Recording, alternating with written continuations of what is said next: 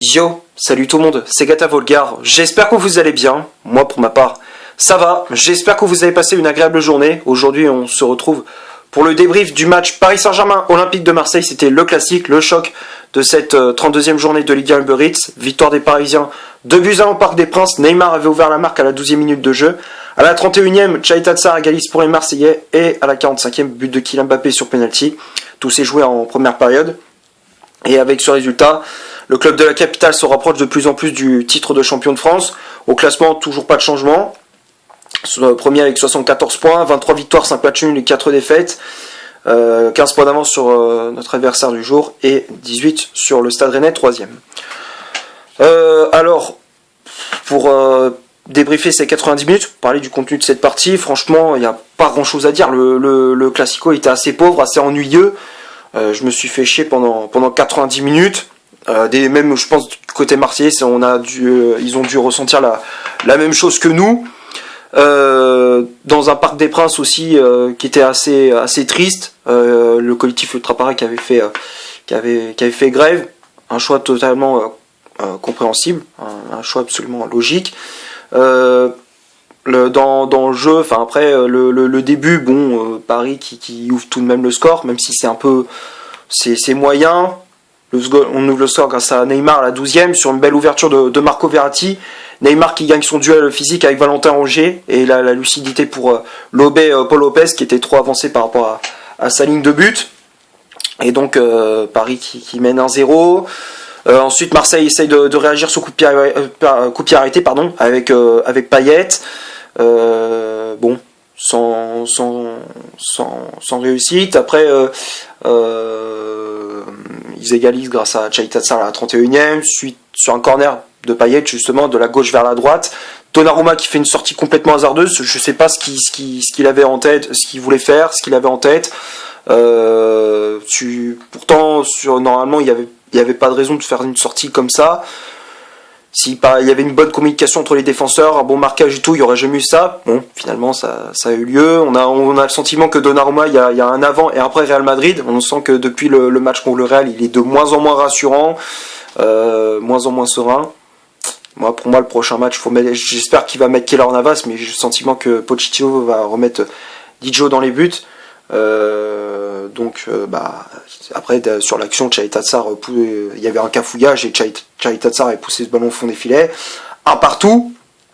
Ensuite il y a le fait marquant de cette rencontre, le penalty pour le Paris Saint-Germain, frappe de Neymar dévié par le coude de Valentin Rongier. L'arbitre avait laissé jouer, mais il est revenu quelques minutes à l'action, quelques minutes après. Il a consulté la VAR, finalement penalty. Je trouve que le penalty, c'est compliqué à juger. En plus de ça, quand tu regardes le ralenti, alors pour moi le coup de Rongier, il est involontaire, mais juste derrière, tu vois que le ballon il tape la main de Gerson.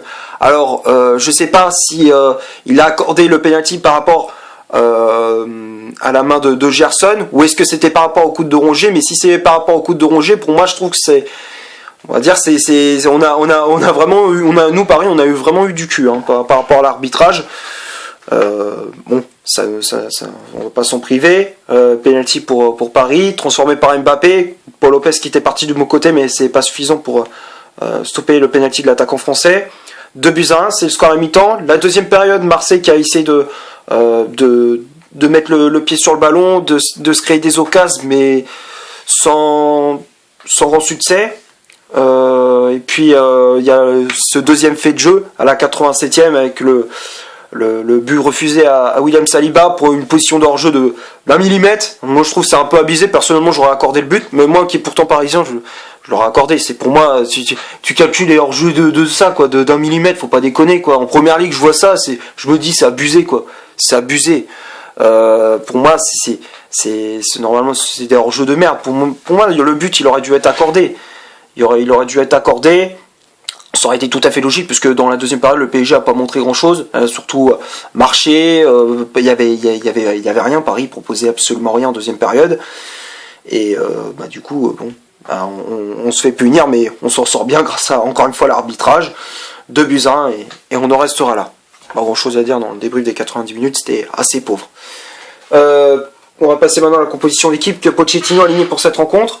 4-3-3, Donnarumma dans les buts, Marquinhos et Kimpembe pour former la charnière centrale, le défenseur brésilien qui avait le brassard de capitaine, les latéraux Hakimi à droite, Nuno Mendes à gauche, Verratti en sentinelle, Danilo et Gueye en relayeur, et le trio d'attaque, Mbappé en pointe, Messi ailier droit, Neymar ailier gauche.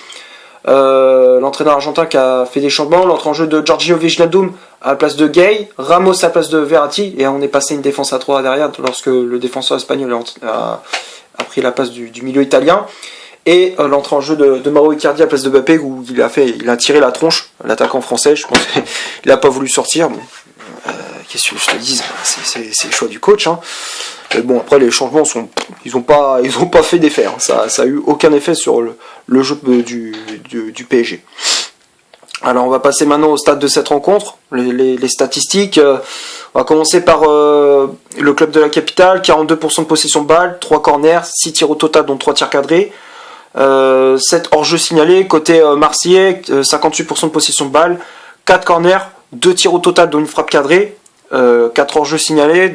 Alors la possession de balle, oui, elle était plus en faveur des Marseillais, surtout en deuxième période où ils ont eu un peu plus de ballons, ils étaient, on va dire, plus dangereux, enfin plus dangereux c'est un grand mot, mais tu vois, ils avaient la maîtrise, ils avaient les contrôles du match, mais sans vraiment être dangereux. C'est ce que je voulais dire. Et en termes de cas, c'était assez pauvre côté marseillais, comme côté parisien aussi, c'était assez pauvre, 6 tirs dont 3 cadrés seulement, 2 hors-jeu, 2 buts refusés aussi de Messi. Premier c'est sur un hors-jeu de Mendes, et le deuxième où il était parti un peu plus tard que la défense marseillaise.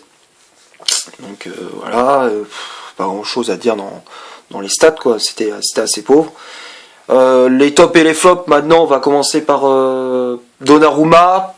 Personnellement, je ne l'ai pas trouvé rassurant, le gardien de la Squadra Azzurra. Des sorties hasardeuses, dès qu'il a les pieds sur le ballon, les passes, c'était pas toujours assuré. T'as vu à la fin, il faisait une passe carrément au panneau publicitaire. Il faisait une passe, il s'est cru au five, genre tu fais une passe, tu tapes le ballon contre le mur, ça revient dans les pieds pour éliminer un joueur. Donnarumma, il a pas été rassurant du tout. C'est comme je disais, c'est pour ça que je préfère mettre Keylor Navas. Navas, tu sens qu'il est plus serein, il rassure la défense aussi, plus d'expérience.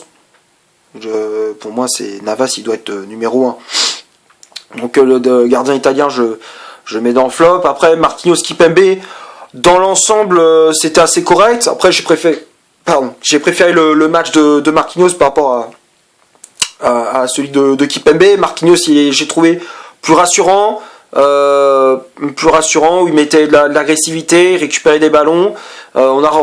J'espère qu'on le retrouve. J'espère pour le prochain match, il va confirmer sa bonne dynamique. Enfin, il a retrouvé sa bonne dynamique, parce que c'est vrai que ces derniers temps, on l'a énormément tapé sur lui. Moi, le premier, à juste titre, hein, parce qu'il mettait pas un pied devant l'autre, il faisait pas de bonnes prestations. Là, il retrouve un peu des couleurs dans ce classico. Donc Marquinhos, je mets dans le top. Kimpembe, assez correct aussi. Même si sur le but de Chaita Tsar, il était un peu en retard je crois que c'est lui qui était au marquage sur Chaita Tsar. Un peu, il était pas forcément au marquage. Ça, c'est peut-être le point noir de sa prestation. Mais après, dans l'ensemble, ça allait. Kimpembe, il n'a pas été mauvais. Les latéraux, Hakimi et Mendes, il a été très solide défensivement face à Cengiz Ünder, où il a été inexistant. L'ailier turc, Mendes qui a été très solide derrière. Offensivement, on l'a vu quelques fois faire des montées, mais sans vraiment être convaincant. Et bon, dans l'ensemble, on va dire que ça va. Hakimi, il n'a pas été extraordinaire, mais il n'a pas fait un mauvais match non plus. Donc Hakimi, je mets dans le top, et sans plus, tu vois, comme Mendes. Verratti, on va dire que c'est pour moi sur les 3 milieux de terrain, Verratti pour moi c'était celui qui sort un peu du lot, qui a été meilleur que Danilo et Gueye, où les deux je les ai trouvés assez décevants. Verratti qui récupérait des ballons, même s'il a eu du mal face à Guendouzi, il a quand même il s'est pas laissé faire. Il a récupéré des ballons, s'est projeté vers l'avant, il a été passeur décisif sur but de Neymar. Bon, Verratti, pour moi, c'est le meilleur milieu parisien. Enfin, pour moi, c'était le meilleur milieu au PSG. Danilo et Gay assez décevant, où j'ai trouvé un peu en difficulté. Gay il a récupéré des ballons, c'est vrai, mais c'est pas le Gay qu'on a l'habitude de voir. Danilo pareil. Et le trio d'attaque, Messi, Mbappé, Neymar. Messi, bon, il n'a pas eu de réussite, c'est vrai, avec les 2 buts refusés. Mais assez discret Messi, pas un match de folie pour l'Argentin. Mbappé, il passait un peu au travers. Neymar, c'est pour moi le seul qui a été le plus dangereux, celui qui a créé le danger, qui a créé plus de danger côté parisien, sur coup de pied arrêté, sur le côté gauche. C'est lui qui a apporté le plus de danger, donc pour moi, il a été buteur aussi, donc Neymar, pour moi, je mets dans le top. Et après, les remplaçants, Ramos, Wijnaldum, Icardi, pour moi, ils ont pas servi à grand chose, quoi. Ramos, bon, il a fait 2-3 chandelles, mais sans plus. Wijnaldum, transparent, et Icardi, transparent aussi. Il est inexistant. Voilà, j'ai fait à peu près le tour pour ce classico. C'était un classico pourri, on va pas se mentir.